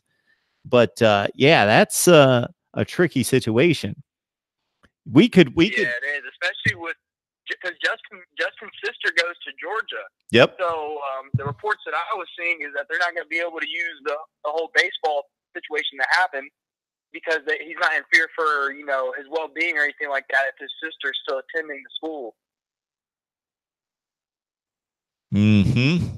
Interesting. So I can't imagine a kid at Ohio State. Let's say it's got to be Matthew Baldwin. I can't imagine him being just a mess. I got to think that he's still going to complete 55-58% of his passes, and with those weapons, still going to throw 25 to 30 touchdowns. Not 50 touchdowns like Dwayne Haskins, but maybe he throws, instead of throwing 7 picks, maybe he throws 12 or 15, and maybe 10-2 or 11-1 becomes 8-4, 9-3. they're still not going to go out there and lose to Rutgers and Maryland and those schools. They still have the best roster, but and they're going to de-emphasize the quarterback. They're going to do everything they possibly can to try to protect him with Dobbins and company. And how effective do you think Dobbins is going to be this year? Because he came back at the end of the season last year, but him and Mike Weber, I was kind of expecting big things, having 2 1,000-yard backs back there, but it didn't seem like they produced very much. It was interesting to watch Dobbins and Weber because, of course, Weber was on the field and showed not to be a great runner, but a decent runner in the 2016 season. And then, bam, here comes Dobbins in 2017 against Indiana, week 1. And then there was little comparison between the two. It was like Weber's the workman-like guy between the tackles, but Dobbins is your home run hitter and the guy that's going to be a star. And had the big 2017, and Weber, of course, was hobbled up with injuries. He played well down the stretch. Remember, he had a big game against Michigan State. But then this year, Weber impressed me. I just thought he found a burst that he didn't have before. And Dobbins, you could blame most of his issues on the offensive line, but still, even when he had opportunities, he just didn't look as good. Aside from that, you got to credit him for that Maryland game, which he was carrying the ball like a monster. Whatever he had, 39 carries. But yeah, they're going to have to find a complimentary back. That's for sure. He can't go out there and carry it 25 times every game. Right. And then I got one more question before I let you go, Mark. Sure. Next year, how would you rank the SEC West? Just looking ahead. How do I rank it against the other conference? No, 1 through 7. So 1 through. Yes, sir. Okay, let's think about this. I would go with. I'm trying to think about personnel losses. So I'm going to go. Wow. So I've got a rough race, a tough decision between 2, 3, and 4 because. Man, I really think Jimbo's got something going at Texas A&M. I don't know if they're going to be quite ready. LSU, Ogeron's recruiting well. They've got, of course, Burrow coming back. We've got all quarterbacks coming back. Stidham's not back.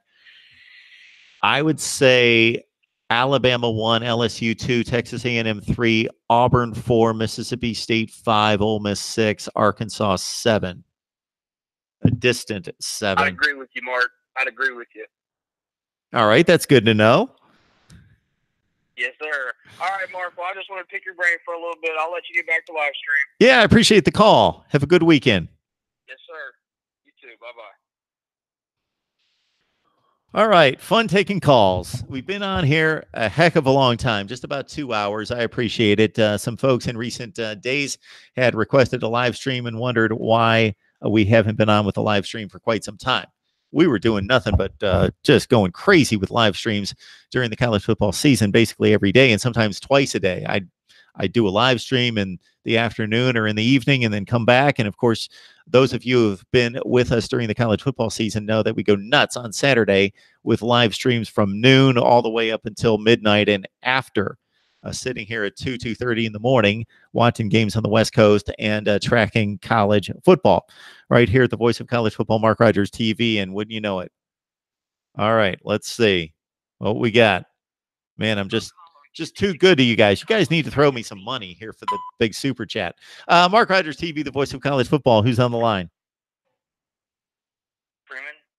Hey, Freeman. It's been a while. How are you? Good. What do you have? I'm doing good. My prediction for the top 4 in 2019. Oh, go right ahead. So, wait, what? Go right ahead. My prediction for the top 4 in 2019 is Texas, Washington State, Missouri, and Missouri.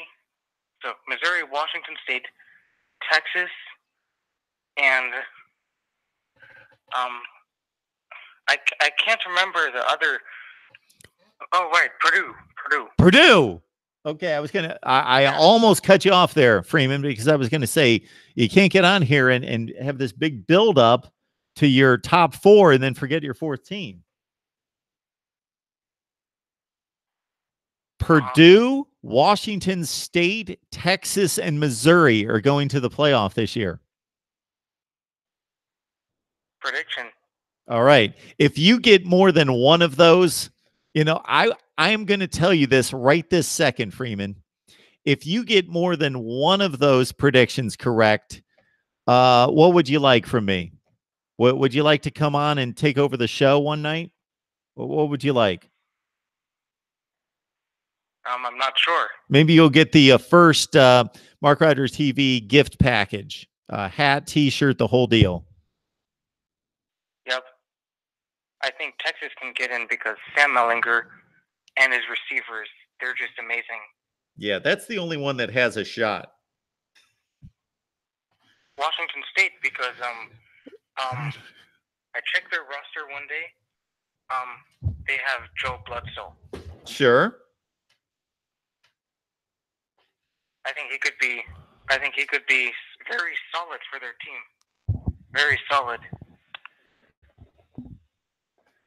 Okay. I think Missouri, because they have they have Kelly Bryant, and they have this I checked their receiver core. They have this 6'4" receiver and a 6'7" receiver. Okay, I love you doing your homework, but I just can't imagine these teams getting that much better at those schools. So my issue with Washington State is, so you mentioned the quarterback situation. They do lose Gardner Minshew, and okay, there's an image problem with the Pac-12. So whomever wins the Pac-12 is going to have to play a good non-conference game. And I don't have Washington State's schedule in front of me, but knowing Washington State, they never play anybody outside the conference. I don't believe they have any. So they are going to have to most likely go undefeated to get to the college football playoff. Purdue, I think they could. I think Washington State could do that. Okay, they could. I don't know. I just think that we saw the ceiling for Washington State this past postseason, beating a decent Iowa State team barely, and that Purdue pick. I'm finding it difficult to see how they're going to navigate that division because they play 4 or 5 teams that are just as good as them. Now I don't know who they play in the Big Ten East this year, but I'll have to give that a look. And I believe Purdue has a pretty tough non-conference schedule this year. They don't have a very tough non-conference schedule. Okay, maybe their only tough game is against TCU. Okay. All right. And TCU is not that great because the Cheese INT Bowl. All right. But I think TCU could be pretty good. They could maybe win 8 games. I love your prediction here. Let's see here. I want to see this Purdue schedule. All right, Nevada, Vanderbilt. That's not a cakewalk at home, and TCU. So that's what I meant by a fairly tough non-conference schedule. In the Big Ten Eastern Division, they go up against Penn State, Maryland, and Indiana, of course. Penn State is going to be tough. Yeah, Penn State on the road. Iowa's on the road. Northwestern's on the road. Wisconsin's on the road. Yeah, I have other 2 predictions for the Big Ten. Oh, okay. All righty. If it's not Purdue, I think Michigan could get in. Okay, well, sure they could. I think Iowa could also get in. Okay. They have a chance. They always even though they lose a lot on the defensive line, they always find a way to get in new guys. All right, Freeman. It's a heck of a prediction, but I want to call you on one thing that in the future, when you make predictions, you shouldn't really have a backup.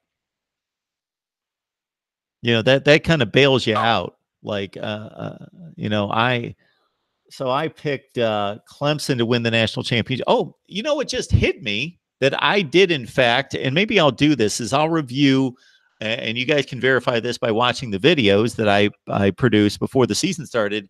I did, in fact, predict Clemson to win the national championship this year.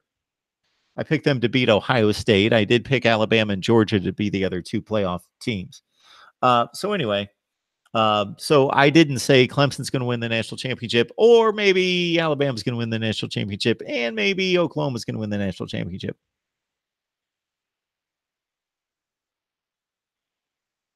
Mm-hmm. Oh, so I was just mentioning let's have one set of predictions, but it's a great conversation starter because you know everybody's going to think that you're crazy. Yep. The reason why I don't put in Alabama and Clemson is because I don't really like them. So you don't put them in because you don't like them. Okay. So why didn't you opt for Duke? That's your team, right? Wait, what? Duke. Uh-huh. Yep, I didn't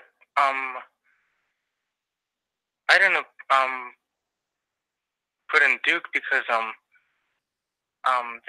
they have a tough schedule. Okay. Yeah, they've got to play Alabama and Notre Dame. Yep. All right, Freeman, I appreciate the call. Mm-hmm. All right. You have a great weekend. Mm-hmm. All right. Purdue, Washington State, Missouri, and Texas in the college football playoff. It would be exciting if that happened. If you could tell me right now that that's going to be the college football playoff, I would be so excited, except I would already know what was going to happen. But to see how that would play out, I was about to tell him I'd give him $1 million if more than one of those teams made it, because Texas would be the team and then the other ones don't. I just, you know, Washington State, obviously this past season, they got to a place where they could have, but the Pac-12 is going to have to do some serious work in the non-conference, and Washington State, I don't believe, plays anyone to be able to do that. Let's look at this real quick. Washington State,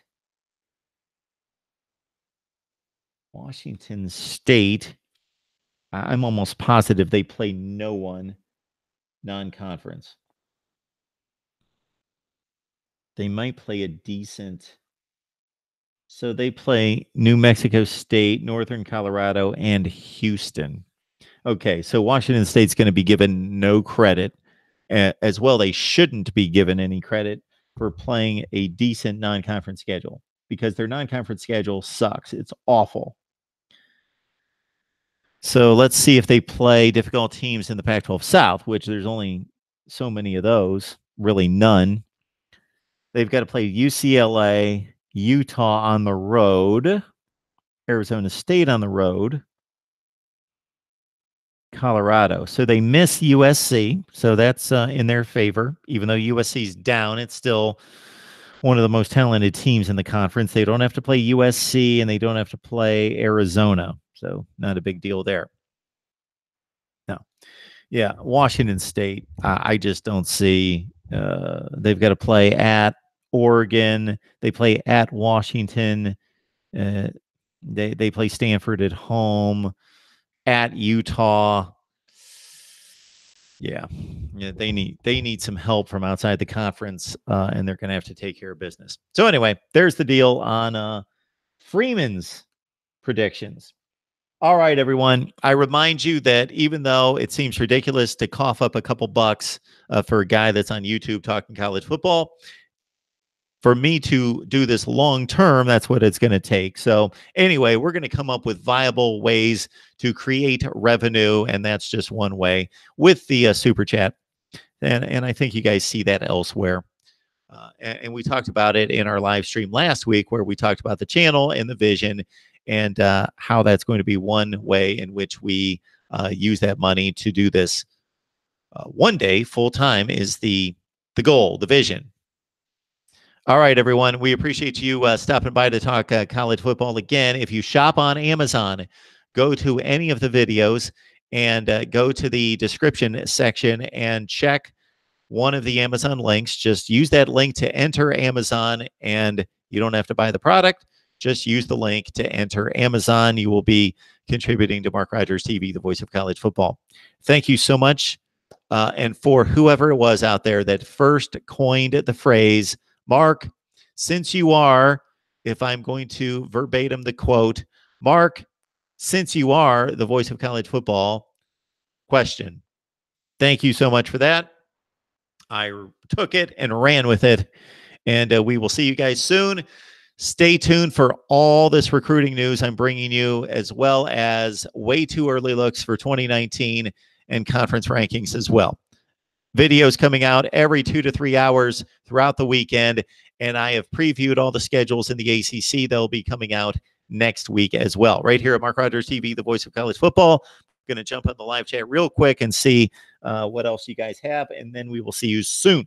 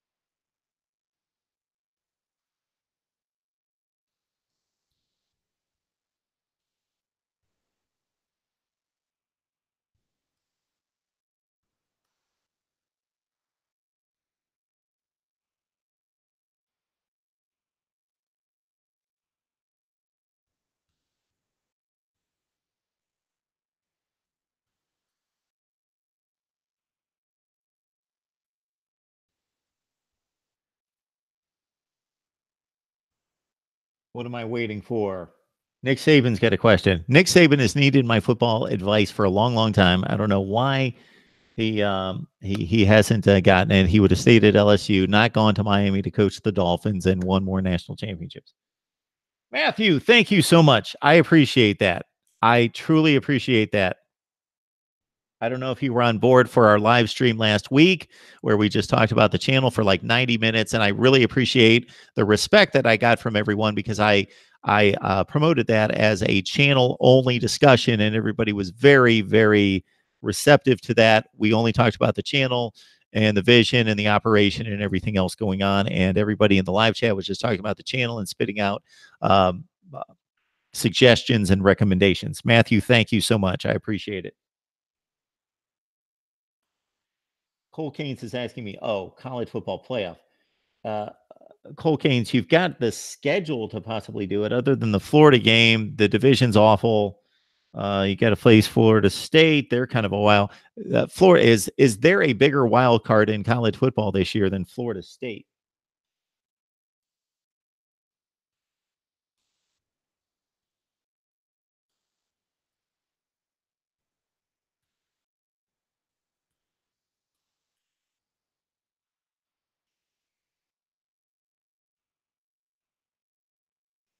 So I'm going to apologize to a few people who are asking me somewhat redundant questions based on content that we've delivered or things that we've already discussed. So we've gone through Justin Fields' eligibility with a number of people, and so we will talk about that very soon. So coming up on Wednesday for sure. We will have some Ohio State talk. We just had some last Wednesday. We'll have some more coming up this Wednesday. Steve Hellwagon, Tony Gerdeman, one of those guys, if not both, Claire Crawford. And we'll talk about Justin Fields and the possibility or probability that he will gain eligibility for 2019. Georgia Clemson coming up in 2021. That's good to see. Poor FSU. Don't see anything better than 8-4. If they go 8-4, then that's a decent stepping stone.